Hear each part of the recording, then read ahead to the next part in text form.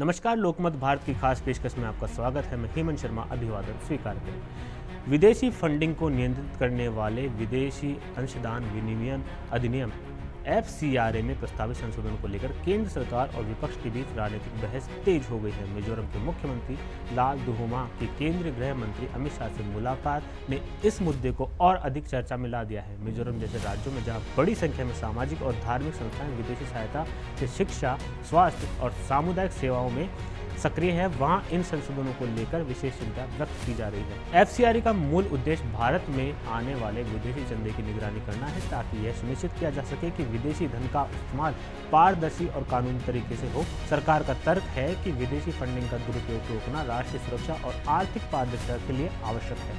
प्रस्तावित संशोधनों के तहत विदेशी धन प्राप्त करने वाली संस्थाओं पर निगरानी और जवाबदेही की व्यवस्था को और कड़ा किया जा सकता है। सबसे महत्वपूर्ण बदलाव विदेशी फंड से बनाई गई संपत्ति को लेकर है। प्रस्तावित प्रावधानों के अनुसार यदि किसी संस्था का FCRA पंजीकरण रद्द हो जाता है या वह स्वयं इसे छोड़ देती है तो विदेशी धन से निर्मित संपत्तियों पर सरकार नियंत्रण स्थापित कर सकती है। सरकार का उद्देश्य यह सुनिश्चित करना है कि विदेशी सहायता से बनी सार्वजनिक उपयोग की संपत्तियां किसी अनियमित संस्था के नियंत्रण में न रहे। हालांकि आलोचकों का कहना है कि इससे वर्षों से काम कर रहे वैध संगठनों के सामने संपत्ति खोने का जोखिम पैदा हो सकता है। छोटे और जमीनी स्तर के संगठनों पर भी इसके प्रभाव को लेकर चिंता जताई जा रही है। भारत में कई बड़े NGO विदेशी सहायता प्राप्त कर छोटे स्थानीय संगठनों के माध्यम से ग्रामीण क्षेत्रों में शिक्षा, स्वास्थ्य और राहत कार्य संचालित करते हैं। यदि विदेशी फंड के हस्तांतरण पर रोक लगती है तो छोटे संगठनों की आर्थिक क्षमता प्रभावित हो सकती है। इससे उन क्षेत्रों में सामाजिक सेवाओं की गति धीमी पड़ने की आशंका है, जहाँ सरकारी पहुंच सीमित है। प्रशासनिक खर्चों पर नियंत्रण भी संशोधन का एक प्रमुख पहलू।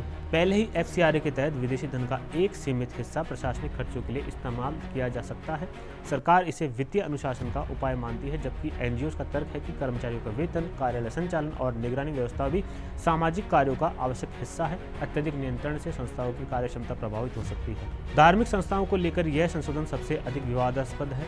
सरकार का कहना है कि विदेशी धन का उपयोग धार्मिक गतिविधियों या जबरन धर्मांतरण जैसे कार्यों के लिए नहीं होना चाहिए। वहीं ईसाई संगठनों और कुछ अल्पसंख्यक संस्थाओं का कहना है कि व्यापक प्रतिबंधों से धार्मिक स्वतंत्रता और समाज सेवा के कार्य प्रभावित हो सकते हैं। उनका तर्क है कि सभी संस्थाओं को संदेह की दृष्टि से देखना उचित नहीं है और निगरानी के साथ ही निष्पक्षता भी जरूरी है। विपक्ष ने भी इस विधेयक को लेकर सवाल उठाए हैं। कांग्रेस सहित कई दलों का कहना है कि कड़े नियमों के कारण गैर सरकारी संगठनों की स्वतंत्रता सीमित हो सकती है।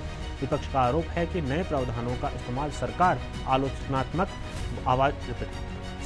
आलोचनात्मक आवाजों या असहमति रखने वाले संगठनों पर दबाव बनाने के लिए कर सकती है। हालांकि सरकार इन आरोपों को खारिज करते हुए इसे जवाबदेही बढ़ाने वाला कदम बता रही है। दूसरी ओर FCRA व्यवस्था को मजबूत करने के पक्ष में भी कई तर्क हैं।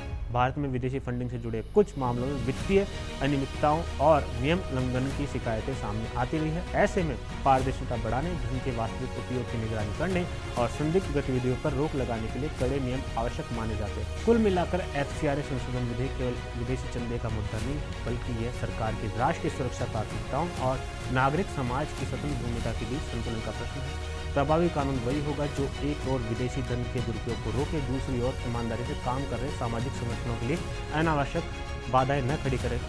आने वाले समय में इस विधेयक पर संसद में होने वाली बहस यह तय करेगी कि सरकार निगरानी और स्वतंत्रता के बीच किस प्रकार संतुलन स्थापित करती है। ऐसी ताज़ा अपडेट के लिए आप बने रहिए लोकमत भारत के साथ। नमस्कार।